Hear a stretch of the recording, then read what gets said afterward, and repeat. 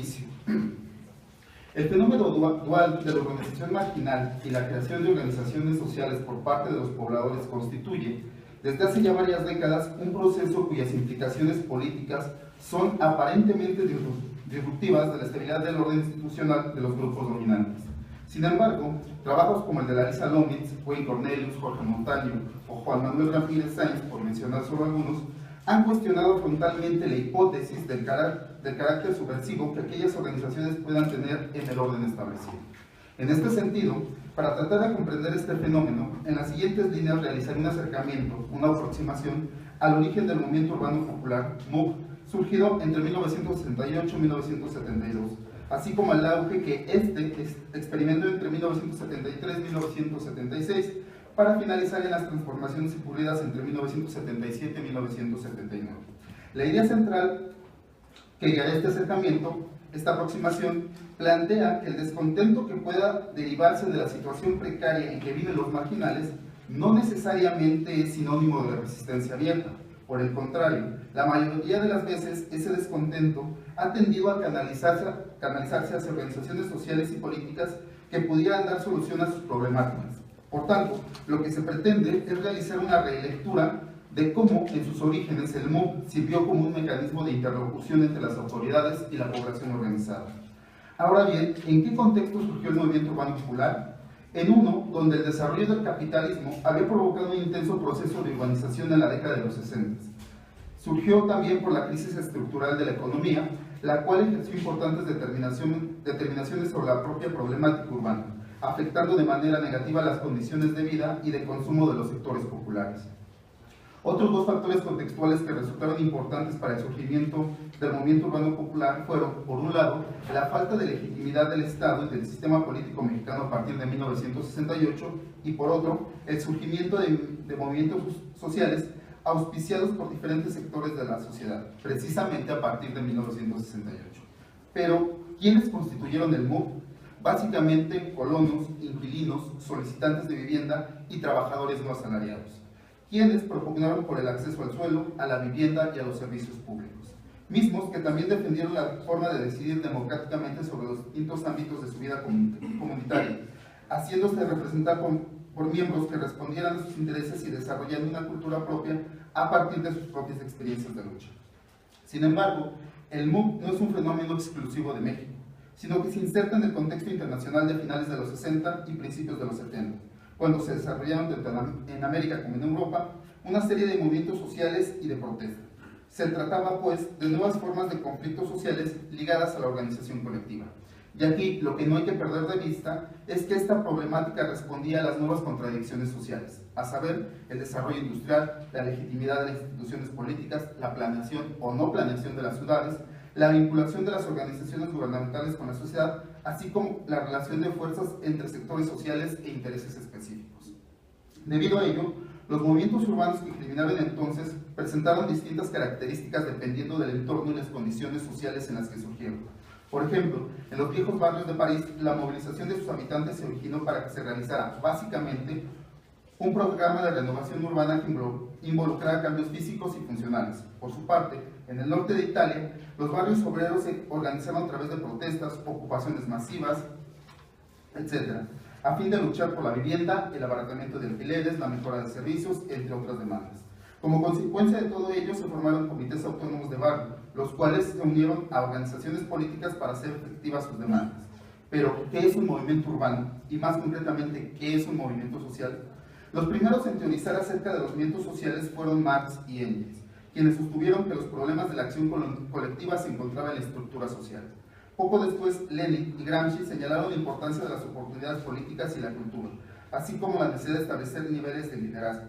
Empero, sería Alberto Melucci quien cuestionaría las propuestas marxistas y los acercamientos estructural funcionalistas que analizaban las causas objetivas de la acción colectiva, las contradicciones y crisis de los sistemas, ya que éstas solo explicaban el porqué, pero no el cómo de los movimientos sociales. Se trata entonces de examinar el fenómeno colectivo como un proceso múltiple que conjuga las estructuras sociales, las acciones y motivaciones, así como los actores involucrados en ello, quienes producen significados, se comunican, negocian y toman decisiones. Es decir, la cuestión es explicar cómo estos elementos se mantienen unidos y cómo el actor colectivo se forma y se mantiene. Así, podemos mencionar que la teoría contemporánea del movimiento social se sustenta en A, la fuerza transformadora de los movimientos sociales en acciones; B, el consenso colectivo para la puesta en práctica de iniciativas; y C, la estructura de oportunidades políticas a través de las cuales se crean otras nuevas mediante la propia participación colectiva. Rescatando la amplia definición de movimiento social, tanto de Charles Tilly como de Alan Turing, podemos decir que un movimiento no es un grupo y por tanto no debe identificarse como una sola organización social. Un movimiento es un sujeto social colectivo, una forma completa de acción que se constituye como proceso. Es una agrupación de opiniones y creencias de una población que muestra ciertas preferencias para modificar algunos elementos de la estructura social. Lo anterior, sin embargo, no obsta para restar importancia a las diversas organizaciones que puedan integrar un movimiento social, pero deben diferenciarse analíticamente y distinguirse históricamente.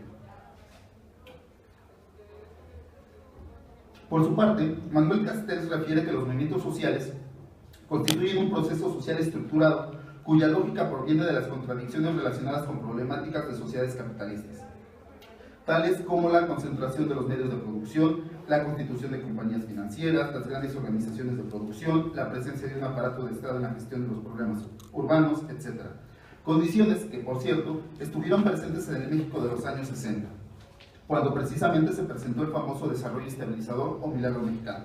Ese proceso económico que hizo crecer al país en términos macros, pero que en términos micros, es decir, en la economía doméstica del individuo común, afectaron negativamente, como se evidenció en la década de los 70 del siglo pasado. Para el caso de América Latina, a diferencia de Europa, los movimientos populares urbanos tuvieran distintas motivaciones, implicaciones y secuelas, debido a la existencia de dictaduras militares que reprimieron toda manifestación crítica de la sociedad, a las crisis económicas de esas dictaduras, así como a sus particulares fenómenos migratorios del campo a la ciudad, aristas que fungieron como detonantes de los conflictos sociales y políticos. Ahora bien, llegados a este punto, la cuestión es explicar cómo surgió el movimiento urbano popular en México. Algunos autores, como Erika Berra o el propio Juan Manuel Ramírez Sáenz, sugieren que el antecedente más directo del MUP debe situarse en la etapa posrevolucionaria, específicamente en la década de los 20. Estos autores toman como referencia la huelga inquilinaria de 1922, auspiciada por el Partido Comunista Mexicano en la ciudad de Veracruz. Sin embargo, difieren en tomar este hecho como un antecedente directo del MUP. ¿Por qué? Porque el objetivo principal de dicha huelga fue una respuesta concreta al elevado costo del alquiler de una vivienda, y no tanto a la reivindicación de derechos. Esta reivindicación se presentó, por supuesto, pero no como el fin último de la huelga. Además, no estaban presentes todas aquellas condiciones históricas antes referidas. Para inicios de la década de los 40, ahora sí, estarían presentes la mayoría de esas condiciones históricas. Por ello, en 1942 el gobierno federal decretó la congelación de rentas, pero no como una solución a largo plazo que zanjara de raíz la problemática de la vivienda, sino como un paliativo que, como tal, tan solo subsanó de inmediato esta problemática.